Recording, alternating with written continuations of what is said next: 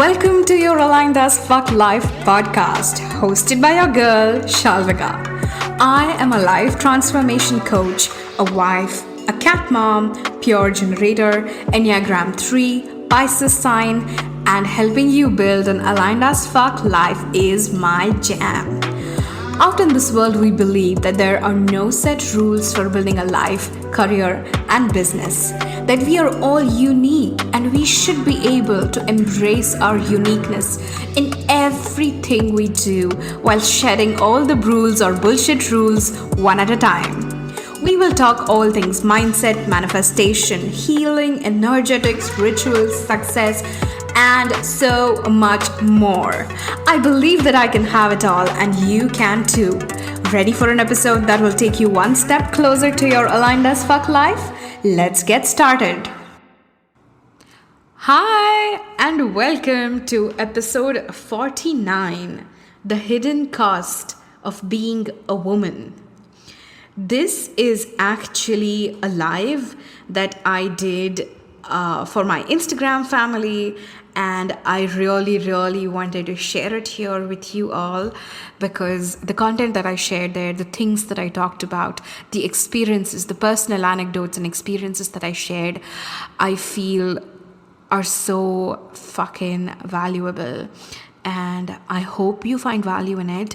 And if you feel called to adding some of your experiences, adding some of your thoughts to this, don't hesitate to head over to Instagram. I'm available at Shalvika, Shalvikap, and drop me a message. I would love to know more about your experiences as well.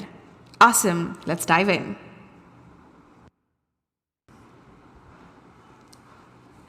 Hi, you lovelies. Hello. How is everyone doing? Meet my cute little, not so little, fiddle leaf figgy. But I wanted to do this live because I wanted to talk to you all about the hidden costs of being born a woman.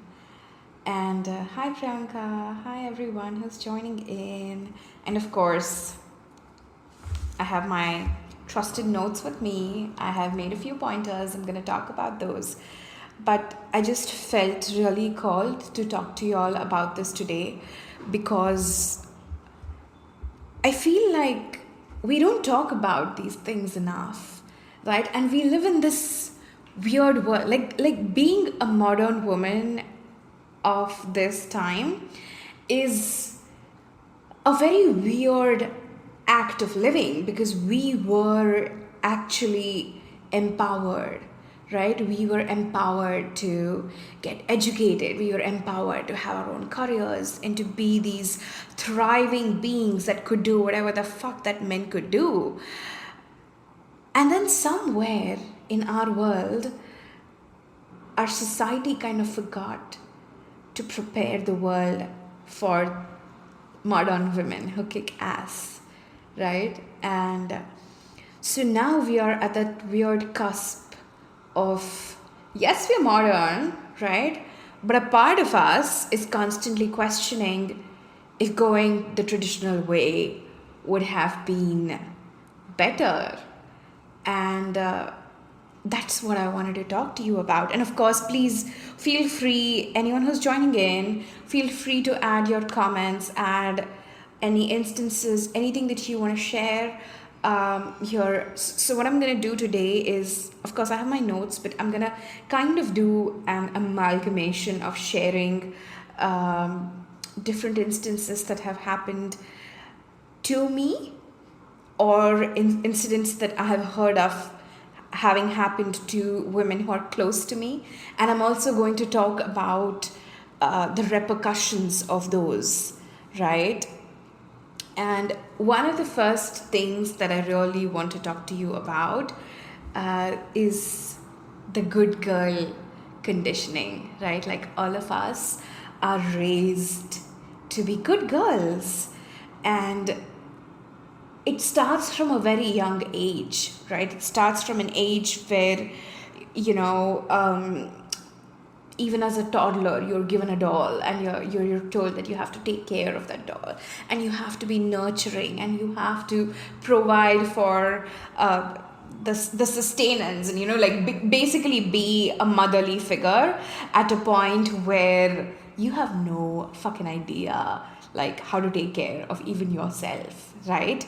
And okay, the klutz that I am, I just kicked the stand. We're back. Wait, let me bring my plant in picture. So, and I kicked again. That's where it starts, right? Our good girl conditioning starts from a very young age. And what that does is it leads to a lot of other psychological things that we end up doing. Like, for example, perfectionistic tendencies, right? Like, I have to do it a certain way because you are always told that girls do it better, girls are neat and girls are clean and girls are organized and girls can take care better, so you always want to do all of those things, which kind of percolates in all areas of our lives, which leads to us wanting to be like perfectionistic in every area of our life because we want to prove ourselves. A lot of times, especially if you've been born in the Indian context or in the Asian continent, in these cultures specifically, where a lot of us did not experience our previous generations having had like an insane level of education, right? For us, we didn't have any role models growing up, right? We had to be that for ourselves. And then there is that immense pressure of, I have to prove myself. Oh, but my mom didn't get a chance. I should be grateful that I'm getting this chance, right? I need to prove that I'm worthy of this chance. I need to prove that this is the right thing for me to do. So it leads to a lot of perfectionism, right? Another side effect of the good girl conditioning, of course, is people pleasing, because you are complimented on your good behavior. Oh, look at her. She's such a nice girl. She says hello. She talks to you and asked. Like, parents who just randomly walk up to their kids and are like, oh, go ahead, perform for your uncle or aunt or whatever. And then if the kid doesn't want to perform, they're like, what is wrong with you? You should be able to do that. Like, basically, what you're doing is you're telling your kid to not trust their instincts when it comes to other people. Maybe sometimes the kid doesn't want to talk to an uncle or hug an uncle or do something with someone because their instinct is telling them that this is not safe, because that's the basis of human needs. It's safety. And if you don't feel safe, you're not going to be you're not going to want to do that. But what happens is when your parents kind of end up, or rather, let me rephrase that, when your caregivers push you to do something against your instincts, you're teaching the kid, you're teaching that little girl that it's not good to trust your instincts. And that leads to massive people pleasing, because you're complimented when you go ahead and perform in front of that aunt, or you go and hug that creepy uncle, right? So, people pleasing. The next is denial of self. I think I already kind of covered that, but because we are always supposed to keep everyone else's needs before us, so many women are fucking burnt out.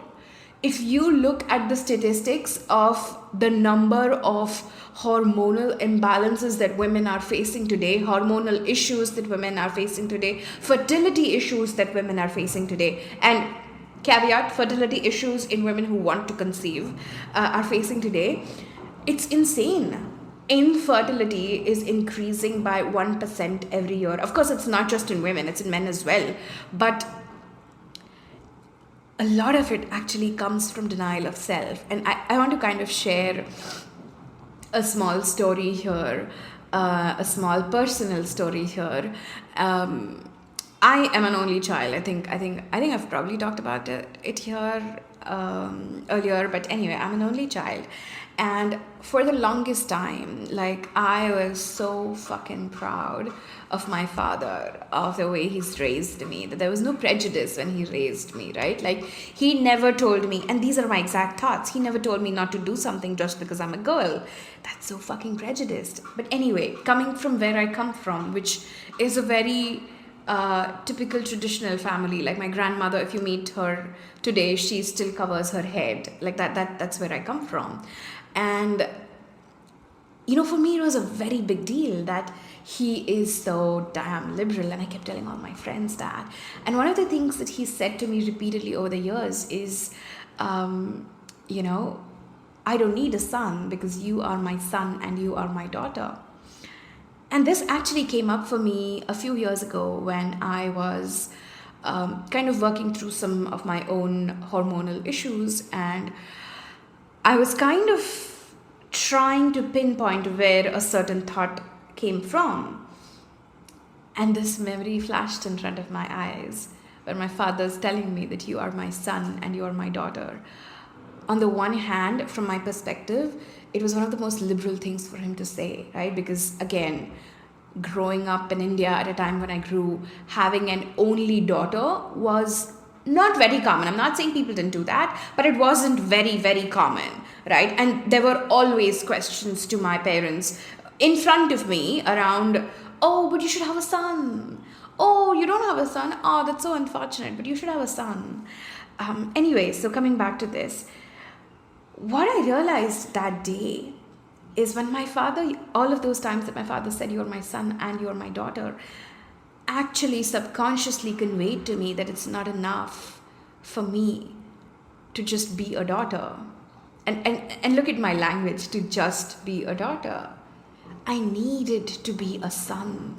I needed to be something that I'm not. So I have to struggle to get there. Do you see the denial of self that starts?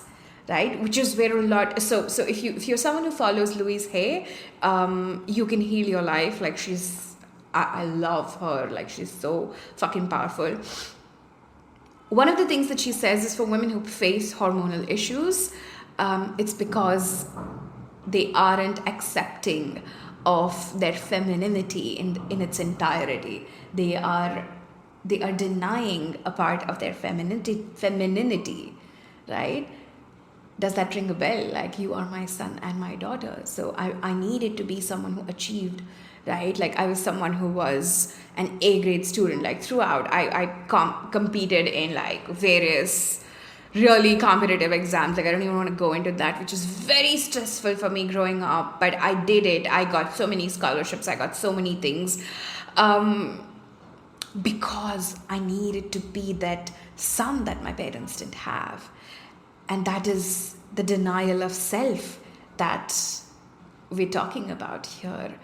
And I want you to just take this moment to ask yourself, in what ways have you been denying your own self, parts of your own self, where you're hiding parts of you because, well, I have to be palatable for the world around me. I have to be palatable for my partner, for my parents, for my caregivers, for my family, for my extended family. How am I molding myself and trying to fit myself so that I'm palatable to everyone else?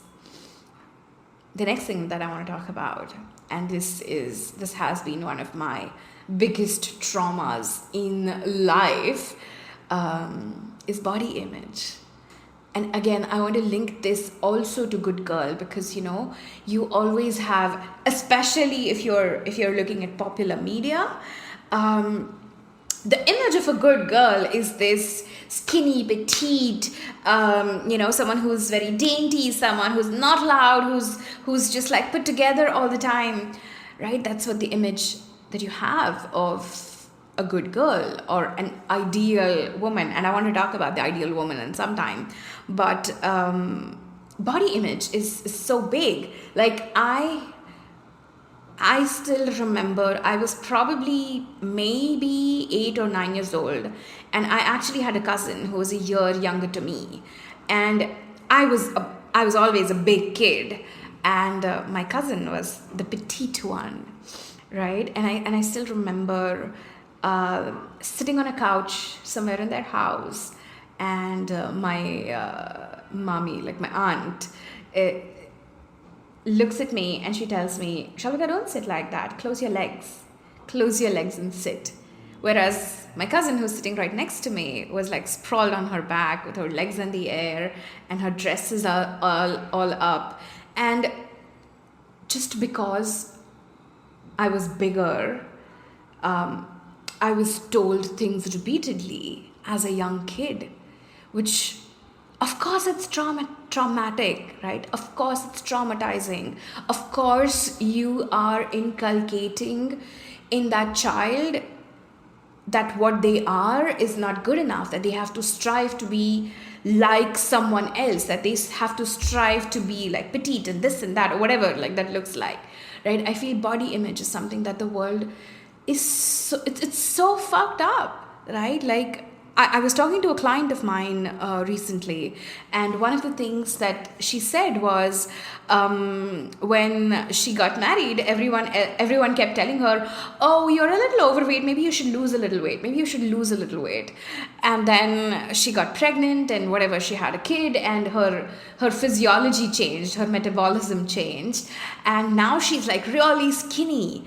And then she came back to India. She doesn't live in India, but she came back to India. She was visiting family. They were like, "Oh my God, you've become so skinny. You should put on a little weight because now you're a mother. You should look like a mother." And she's like, "Can I not make anyone happy ever?" Right? And the answer is, you can. But who you should aim to make happy is yourself, right? Again, denial of self is so ingrained in each of these issues that we are kind of touching upon today. And very closely related to body image is sexual expression, right? And again, I also want to kind of address, if you were born specifically in Asian cultures, Indian cultures, in these cultures which used to be at one point one of the most progressive cultures in the world, but then they've kind of, covered themselves up now in this veil of traditionalism. Sexual challenges is such a big deal. Like, so many women, I talk to so many women on a regular basis because I am really, right now, feminine pleasure is something that I'm really, really, really excited on working with. Right? And not just sexual. When I see feminine pleasure, I mean sexual and non-sexual. But so many women feel guilty about their sexual needs. So many women feel guilty about expressing what they want, about talking about their desires to their partners, about even to an extent where we end up hiding so many of our desires because we feel that, again, because we are conditioned to be fucking good girls, if your desire is even slightly digressing from the good girl image and you have some kink or you want to try something that's not so traditional, there is so much guilt and shame that comes up, right? And of course, like, body image ties into this as well. Like, there is so many layers and layers of trauma. Also because, and again, like, whoever's listening, I don't know how your experience has been.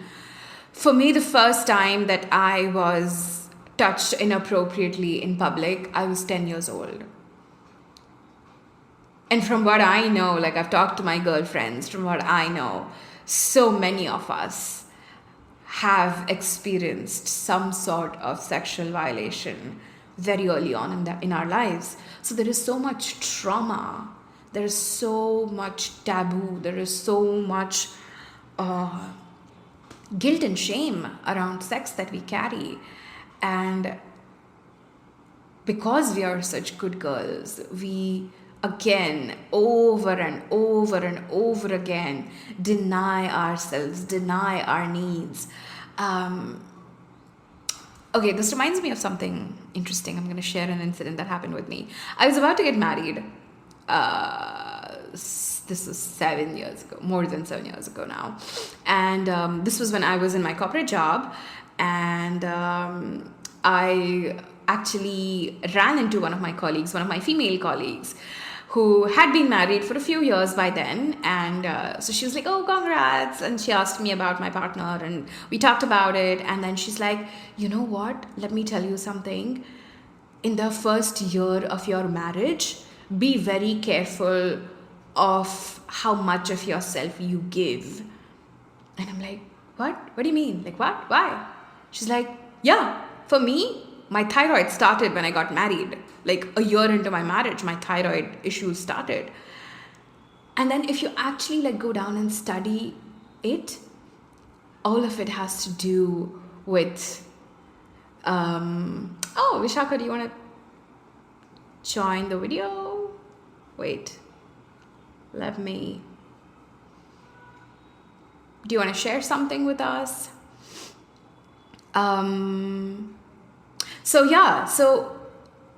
So many women actually go through so much hormonal issues because denial of self and denial of sexual needs, right? So that's the whole blanket of the good girl conditioning. Okay, now we are going to talk about certain other things. One of the things that I have experienced myself is this catch-22, and I think I touched upon it at the beginning, right? But like, I'm a modern woman, I'm gonna pay for everything, and I'm gonna get someone to cook for me and clean for me and this and that. And I was in that phase for a very long time in my 20s, right? And of course I made the money and I was, able to provide for that. But I feel as I have grown older, my priorities have kind of shifted, right? I would rather eat a wholesome, nourishing meal than just outsource everything, right? And that kind of leads to this that internal tug of war, where yes, I want to be independent, I want to be hyper independent, right? Like that's I feel the appropriate way to put it. Like, so many of us want to be hyper fucking independent because we are modern women and we can do whatever the fuck we want. And which is true, absolutely, it's true. But I have a problem with the hyper part of the hyper independent. So yeah, a part of us wants to be hyper independent, but a part of us also wants to be there for our spouses, and be there for those of us who have kids, like be there for our kids and cook for our kids. And and this is the internal struggle that I'm talking about. And there is an exact reflection of that even externally, because I used to observe this, especially in my corporate job. Like when there would be women who are at a really, really good position, people would talk about them, because people would talk about, like, I remember there was this one leader whose husband was also incidentally in the same company, but he was at a much, much, much lower position. And people would actually talk about it. Like, people would pass comments around, like, how their family dynamic is and how the dynamic is in between the two of them. And like, so this idea of the ideal woman is still something that we haven't let go of as a society, right? The idea that was probably existing 50, 60, 70 years ago, we haven't let go of it completely, but we still want our daughters, our sisters, our mothers to be educated and to have jobs and to do all of the things that we have done, while holding on to that idea of the ideal woman. And then it just gets too fucking much, right? I have talked to so many women who have walked out of marriages. And again, this is definitely not coming from a space of judgment. If it doesn't work for you, it doesn't work for you, right? And okay, you know what, let me not digress. So many women I know who have walked out of marriages because it's just too much. The whole thing is too much. Like, you have a career, you have a house, you have a kid, you have a dog, you have a husband, you have your husband's families, you have your families, and everyone's expectations of being that woman. And a lot of times it takes, like, ask me, I'm someone who's constantly rebelling and challenging both sides of families, but it gets exhausting and it takes a lot of fucking courage, right? It takes a lot of fucking courage. So, okay, I'm going to digress. So many times we talk about taking courage. No, something taking a lot of courage, and we say like it takes balls. And I think I read it somewhere or I talked about it with someone, but like balls are like so fucking delicate parts of the body, right? Like we should actually rephrase it to it takes vaginas, because vaginas are fucking strong, because like they literally tear themselves to give birth. So yeah, anyway, just a side note. So yeah, I think that is such a big struggle that the modern woman is facing today, is to be everything and do everything and have everything and please everyone. That is impossible for any single person to achieve.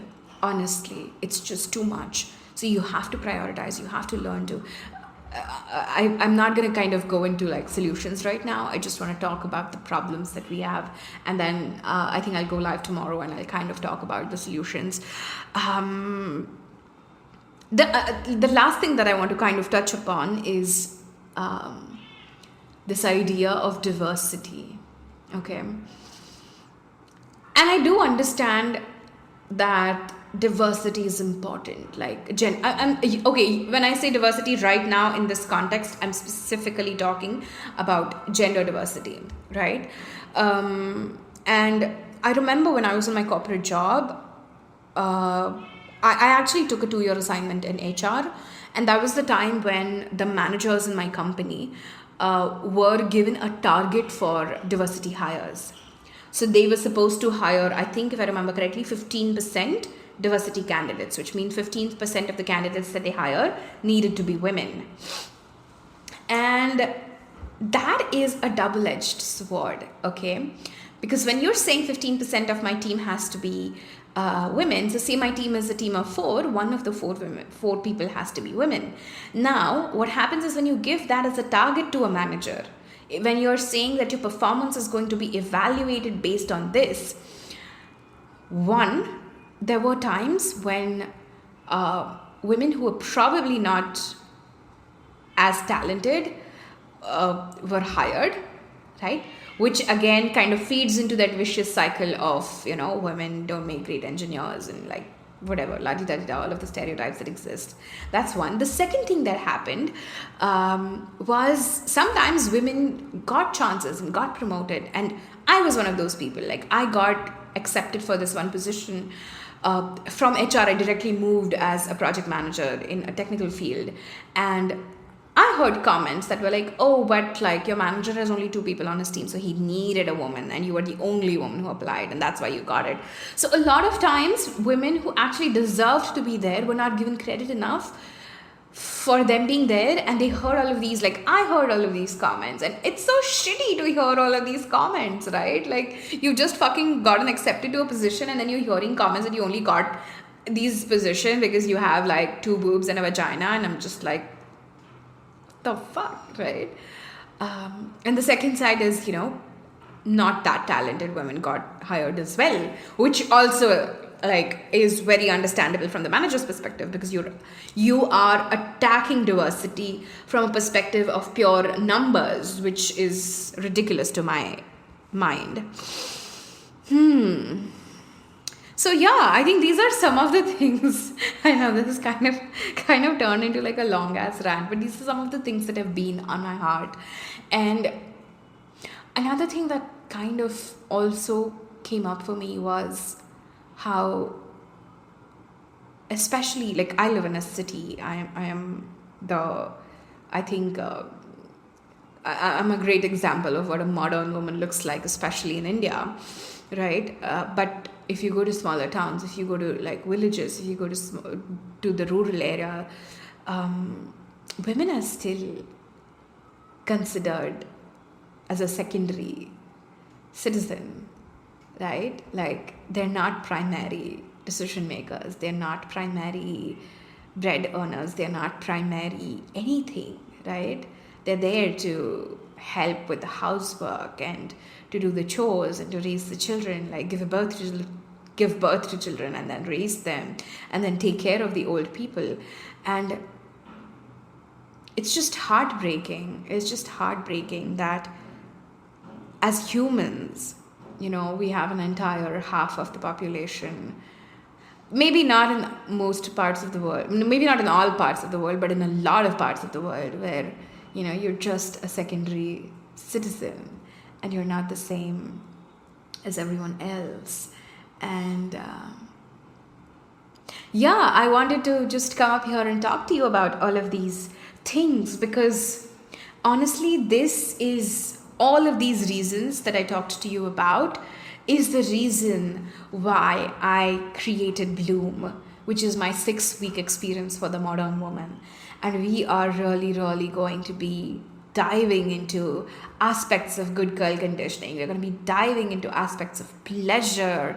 We're going to be diving into aspects of emotional decluttering, right? Like letting go of all of this narrative and guilt and shame that we feel constantly, that we carry every single day. Because I don't want you to do that anymore. I really don't want you to do that anymore. So that's why I have created this. And I would love it if you could come and share maybe some of your experiences, some of your thoughts on what I've shared in this video. I would love that. And if you are interested in joining Bloom, drop me a unicorn emoji and I will send you a link to my calendar. We can actually chat and have a call and see if this is a good fit. And if not, I just want to send so much love, so much power to you, because you are a fucking unique individual. You are a beautiful human being and you deserve to live a fully and completely expressed life. You don't deserve to deny parts of you. You deserve to shine your light every fucking where. That's the message that I have for you today. All right, I'm going to see you soon. I love you all. And if you're listening to this podcast and if you are interested in checking out what Bloom is, I'm going to put a link to my calendar right in the show notes. Click on that link, fill up the form, and let's get on a call, because girl, I really, really want you to experience what it feels like to live like the main character of your friggin' life. Awesome, I'll talk to you soon. Thank you so much for tuning in today's episode. If you absolutely loved what you heard today, be sure to share it with me by leaving a review on iTunes so that I can keep the good stuff coming. And if you aren't already following me on social media, come soak up some extra inspiration and send me a hello on Instagram by searching @Shalvika P, also tagged in the show notes. I love and adore you so much, and I will talk to you super soon. In the meantime, continue building your most authentic and aligned as fuck life. Ciao!